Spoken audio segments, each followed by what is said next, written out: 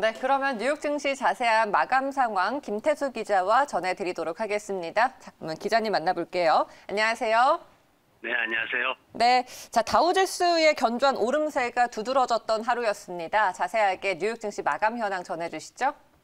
네, 우선 시작 전부터 이제 인플레이션에 대한 얘기가 좀 있었습니다. 이제 인플레이션이 어느 정도 좀 안정되고 있다라는 평가를 받았는데 2월달 인플레이션율이 연간 기준으로 예상치 범위 내에서 1.7% 수준에서 움직였습니다. 그러다 보니까 시장에서는 인플레이션이 그동안 좀 우려하고 있었던 부분이 컸었는데 이게 너무 과했구나라는 생각을 했고요. 핵심 물가 상승률 같은 경우에도 예상보다도 소폭 낮은 1.3%로 조금 낮아졌습니다.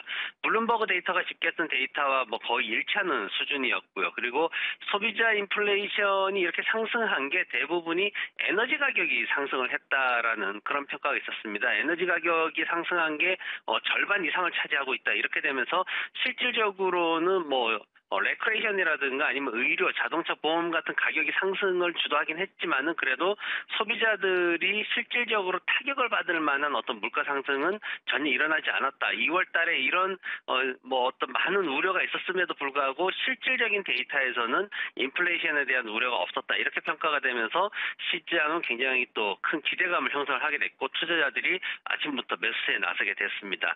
경제 지표들 몇 가지 더 발표됐습니다. 모기지 신청이 직전보다 좀 상승을 했고 그리고 금리는 조금 더 오르는 그런 모습을 보였습니다. 하지만 이게 이사철에 발생하는 계절적인 흐름의 어떤 수준을 벗어나진 않고 있다. 이렇게 평가가 되면서 좀 안정을 보였고요. 10년물 국채 수익률 같은 경우에도 입찰이 있었는데 1.523%로 이제 급증하는 모습을 보였죠. 그런데 이 수준이 최근의 흐름을 봤을 때는 과하지 않다라고 평가가 됐습니다. 그리고 월간 예산 보고에서는 예상치를 넘어서 엄청나게 큰 지출이 적자가 그렇게 발표가 됐는데 마이너스 3,110억 달러 수준입니다. 이게 보면은 지난 4월에서 6월달 코로나19로 인한 어떤 특수한 상황을 제외하더라도 최근 25년 내에서 보면은 최악의 재정 상태다 이렇게 평가가 됐는데 그래도 지금 주식시장이 이렇게 상승하는 거는 정부의 지출이 크면 클수록 주식시장은 유동성 보강을 원인으로 해서 더 크게 환호하는 상황이기 때문에 시장이 올랐습니다. 3차 부양책이 드디어 이제 하원 통과하고 바이든 대통령 앞으로 갔습니다. 이게 2달밖에 안 걸렸습니다. 굉장히 빠르죠. 600페이지짜리가 2달밖에 안 걸려가지고 대통령 앞에 갔다는 거는 굉장히 빠른 그런 모습을 보였습니다.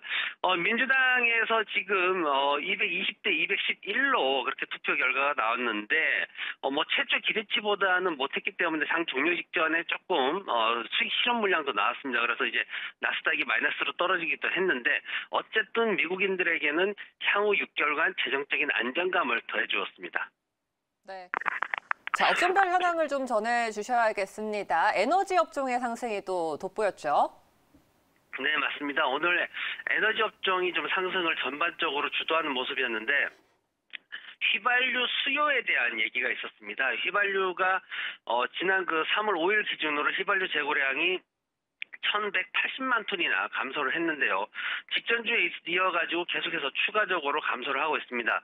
원유 재고량은 1,300여 톤이 또 추가 증가가 됐는데 이제 휘발유 재고량에 오늘은 좀 집중을 했습니다. 왜냐하면은 이 휘발유가 어느 정도 이제 전반적인 석유 수요 회복에 대한 신호탄으로 이렇게 인식이 됐는데 2019년도 11월 이후에 뉴욕 지역의 교통량이 가장 크게 증가했다라는 기록이 발표가 됐습니다. 그러면서 이제 텍사스 쪽에 한파로 쌓였던 재고가 계속 이제 또 사용이 되면서 줄어들 거다. 앞으로 수요가 폭발할 거다. 이렇게 또 해석이 됐는데 전통적으로 미국은 여름철이 이제 자동차 운전량이 급증하는 시즌이죠. 그리고 지금 텍사스 쪽부터 해가지고 경제 폐쇄가 점차적으로 좀 해제되고 있는 그런 모습이기 때문에 앞으로 휘발유 수요가 상당히 급증할 것이다. 이렇게 예상이 되었습니다. 여기에 또 최근에 유가가 급등하면서 석유업체들의 마진이 굉장히 또 크게 상승할 것이다라는 기대감도 또 형성이 되어 있기 때문에 정유산업이 또 오늘 또 2% 이상 상승하면서 전반적으로 시장을 이끌었고요.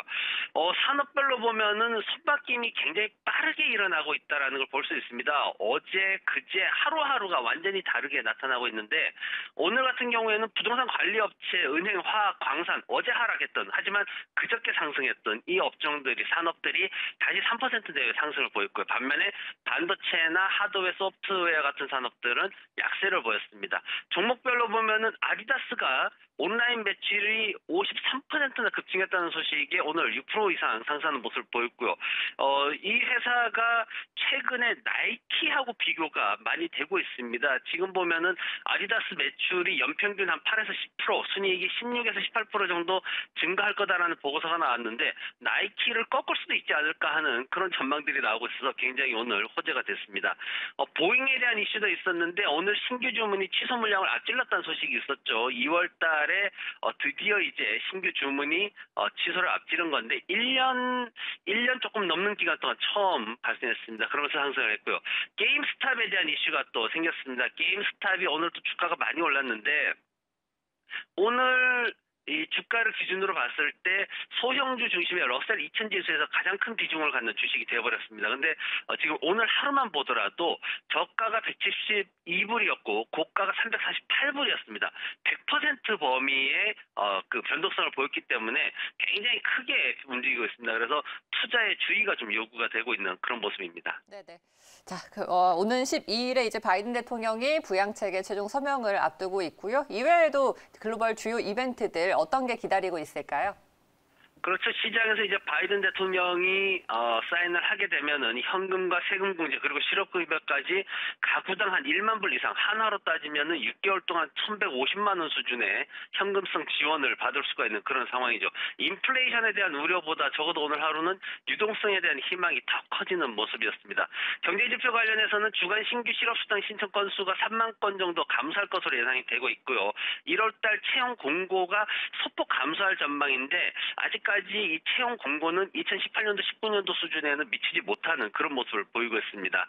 바이든 정부가 앞으로 어떤 추가적인 부양책을 발표할 건가 하는 어떤 시장의 기대감이 또 형성이 되고 있는데 이미 바이든 대통령 같은 경우에는 이번 부양책은 당연히 통과가 되는 거고 앞으로 더 큰 걸 준비하고 있다. 이런 공식적인 발표를 해놓은 상황이기 때문에 앞으로 시장의 유동성 보강에 대한 더 큰 희망들이 생길 거고 그리고 추가 부양책에 대한 기대감도 더 커지고 있는 모습입니다. 네, 알겠습니다. 뉴욕일보 김태수 기자였습니다. 고맙습니다. 네, 고맙습니다. 네,